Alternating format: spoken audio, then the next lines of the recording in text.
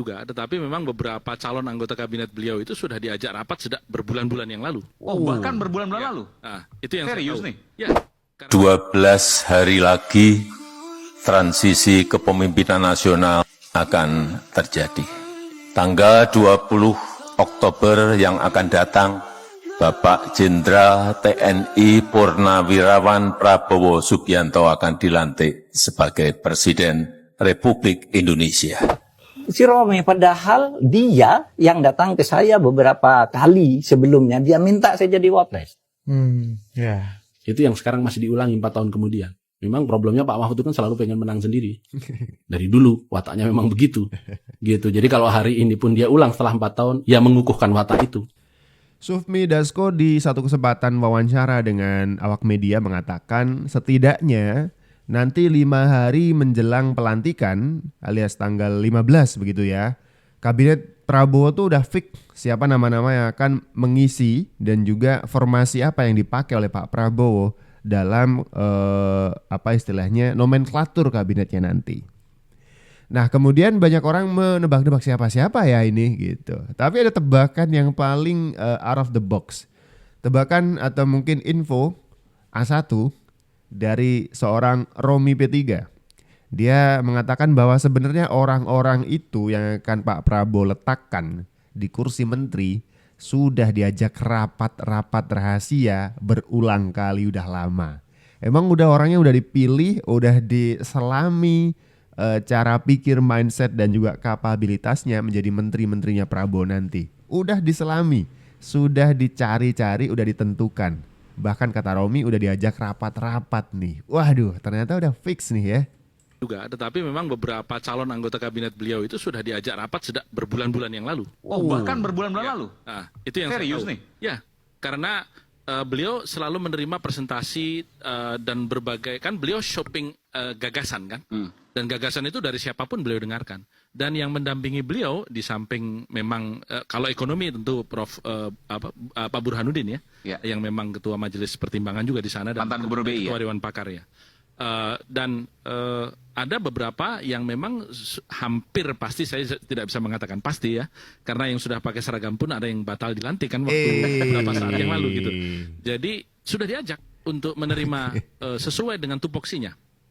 Jadi misalnya calon kepala Bappenas, calon kepala badan-badan tertentu gitu ya. Teman-teman tahu nggak siapa yang dimaksud oleh Romi soal dia takut bilang kata pasti karena yang udah ngukur jas aja itu batal dilantik. Tahu kan? 2019 Roma Hurmuzi dituding sebagai pihak yang menggagalkan Mahfud MD jadi wakilnya Pak Jokowi maju di Pilpres 2019. Waktu itu ada cerita Pak Mahfud itu bahkan sudah ditelepon, dikontak, diminta untuk ngukur jas. Ya, diminta untuk ngukur jas, tapi gagal. Yang jadi justru Pak Ma'ruf Amin. Nah ini kemudian Roma Hurmuzi disebut sebagai orang yang menggagalkan ini semuanya. Saya marah ketika saya sudah di Jogja, sudah terima itu jalan-jalan tiap hari gitu.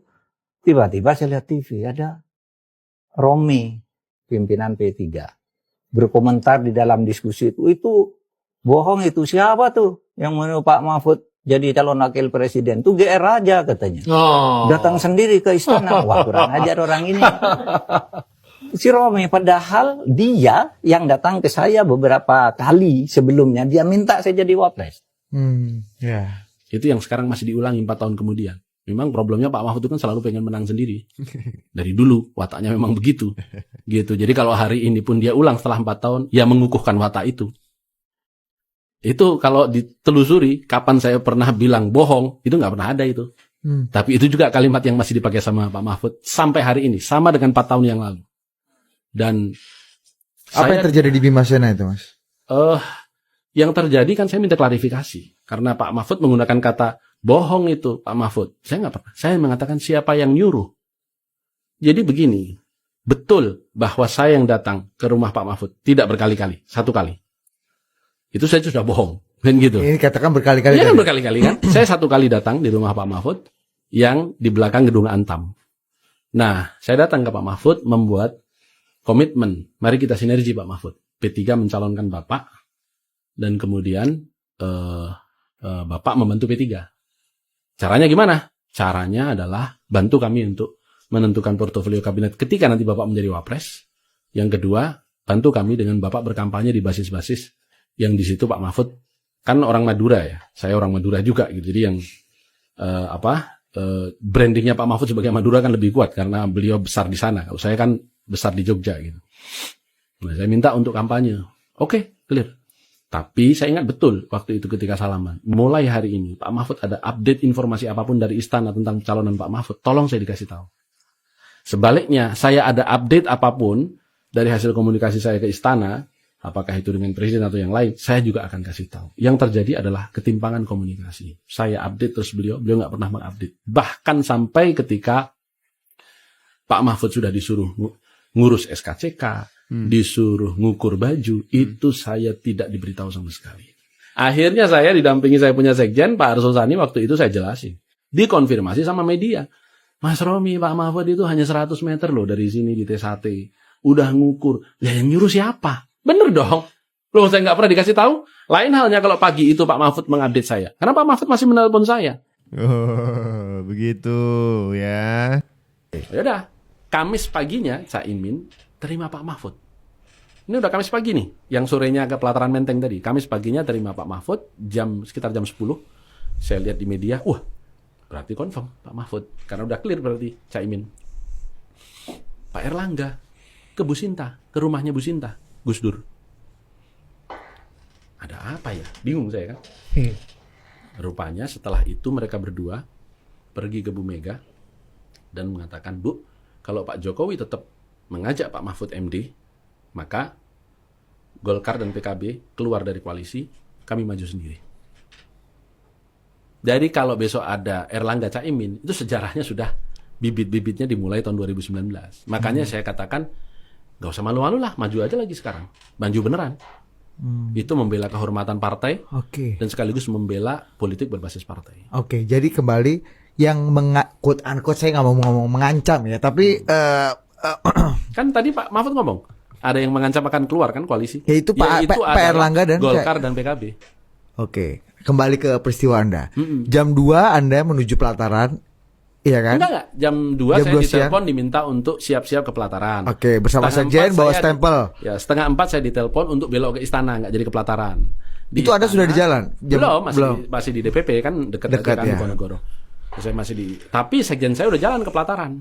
Oke. Saya langsung telepon sekjen saya, Pak Arsul, Mas, putar haluan balik ke DPP, ada perubahan, nanti saya kasih tahu. Apa Gus? Nanti saya kasih tahu. Mas Romi mencelat ke istana? Saya langsung ke istana. Terus, jangan kasih statement apapun kepada wartawan. Pak Mahfud ya? Kayaknya, saya bilang gitu. Begitu sampai istana, sudah ada Pak Jokowi, sudah ada Pak Surya Paloh, Caimin, sama Pak Erlangga. Itu jam berapa Mas? Kira-kira 3:30. Oke. Sore. Setelah saya Kumpul duduk, semua ya, koalisi. Bu Mega ada? nggak ada. Setelah saya duduk, langsung Pak Jokowi, bawa Pak, kita sudah lengkap. Sebentar Pak, izin. Ibu gimana? Ibu menyerahkan kepada hasil rapat keputusan ini. Oh, baik Pak. Karena memang sudah berkali-kali Ibu menyatakan, Dek, soal Wapres, runding sama koalisi, saya sudah punya presiden. Gitu. Fair dong. Ya. Gitu. Terus, yang kedua, saya tanya lagi, Pak Oso gimana Pak? Karena yang saya sebut partai parlemen kan, karena kita kan ngusungnya itu pakai kursi kan, bukan pakai suara. Nah, Pak Oso sudah terlanjur di pelataran Menteng, nggak mungkin ditarik. Udah duduk kawan di sini Pak Oso ya. Nanti saya kasih tahu kata presiden. Dan Pak Oso pasti ikut presiden punya mau. Ya, setelah itu di situ begitu duduk, presiden yang pertama kali menyampaikan, nggak ada sebelumnya interupsi dari ketua umum partai politik manapun. Ya, presiden yang di situ menyampaikan dengan tegas, per jam 2 tadi saya memutuskan tidak jadi mengambil Mahfud MD. Kaget saya kan. Dan presiden membaca ekspresi kekagetan saya itu. Sepertinya yang kaget hanya Mas Romi saja. Gitu presiden. Sepertinya yang kaget hanya Mas Romi saja. Itu Caimin nyeletuk. Saya masih ingat. Sponsor Pak, sponsor. Bilang gitu. Karena dia tahu ada surat saya yang hari Selasa itu. Nah, makanya saya heran kalau kemudian Mahfud MD di podcast tadi itu masih si Romi gitu. Jadi yang bawa nama dia itu hanya Romi. Nggak ada yang lain. Dan itu catatan sejarah satu-satunya gitu. Apa pertimbangan presiden memutuskan tidak jadi Mahfud? Yang diungkapkan oleh kepada ketum-ketum partai. Begitu saya kaget, dia menanyakan, sepertinya yang kaget hanya Mas Romi. Iya Pak, Caimin nyeletuk sponsor nih Pak. Oke kalau gitu saya tanya sekali lagi. Saya tanya kepada ketua umum partai politik ya, pada Bapak ketua umum gitu. Pak Surya, bagaimana pendapat Pak Surya kalau saya mengambil Mahfud MD sebagai wakil presiden saya? Tegas jawaban Pak Surya. Mahfud MD adalah ketua tim sukses Prabowo tahun 2014. 4 tahun ini nggak ada keringatnya untuk kita.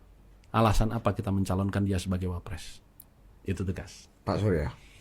Pak Erlangga, Mahfud MD adalah orang yang mengusulkan pembubaran Golkar tahun 98. Saya mendapat pesan dari para senior kalau Bapak tetap mencalonkan Mahfud MD, Golkar akan menarik diri dari pencalonan Bapak.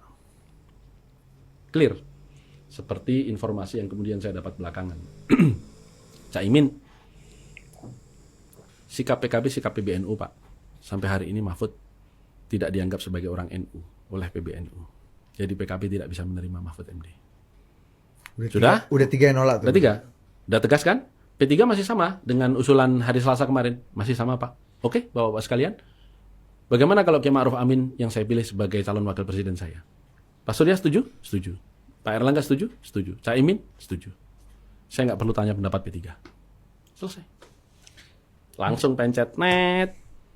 Mas Pratik, tolong hubungi Kiai Ma'ruf Amin. Beliau sudah dipilih oleh para ketua umum sebagai calon wakil presiden saya. Baik Pak. Dan jangan lupa suruh ngukur jas. Sudah kemarin Pak. Loh, kok kemarin? Memangnya disuruh apa? Suruh baca doa Pak besok. Oh kalau gitu jadi wakil presiden dan baca doa. Dan itu yang terjadi di Gedung Juang hari Jumat pagi. Bukalah Google. Dengan jas baru yang baru diukur. Iya. Begitu. Tapi oke. Jadi menolak itu kali. Wow, intrik politik teman-teman, ya kan? Makanya di salah satu wawancara tadi atau salah satu diskusi yang disiarkan di televisi nasional tadi, ketika Romi itu menyebutkan bahwa orang-orang calon menteri di kabinetnya Prabowo itu udah dirapat-rapatin beberapa lama, udah ikut rapat-rapat Prabowo juga secara internal dan rahasia sejak berbulan-bulan lalu. Bahkan Romi itu nggak pede buat menyebut kalimat pasti. Karena dia pengalaman nih sama Pak Mahfud MD yang hampir pasti aja last minute, detik-detik terakhir, menit-menit terakhir itu batal. Jadi agak trauma ya mungkin ya. Karena sama Pak Mahfud juga Romi itu disebut kurang ajar gitu. jadi Romi yang kena kan gitu. 12 hari lagi transisi kepemimpinan nasional akan terjadi. Tanggal 20 Oktober yang akan datang, Bapak Jenderal TNI Purnawirawan Prabowo Subianto akan dilantik sebagai Presiden Republik Indonesia. Yang saya senang, sejak beliau terpilih sebagai Presiden terpilih, persiapan menuju ke pelantikan itu betul-betul secara rencana kerja, program, dan lain-lain, transisinya berjalan dengan baik. Hampir di setiap rapat paripurna, rapat terbatas, apapun topiknya, Pak Prabowo selalu hadir.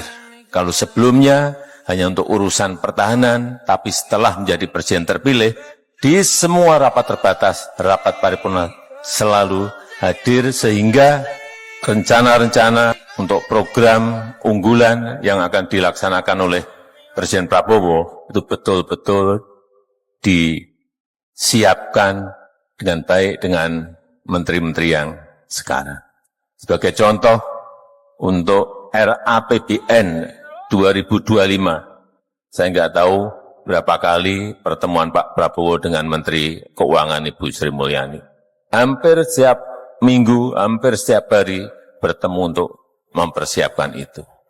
Artinya apa? Seperti tadi yang disampaikan Pak Enggar, transisi kepemimpinan ini akan berjalan dengan lancar, insya Allah mulus, sehingga setelah dilantik Presiden dan seluruh kabinet langsung bisa bekerja dengan cepat melaksanakan program-program yang ada. Tanpa ada jeda. Saya 2014 butuh waktu 1 sampai 1,5 tahun untuk mengkonsolidasi.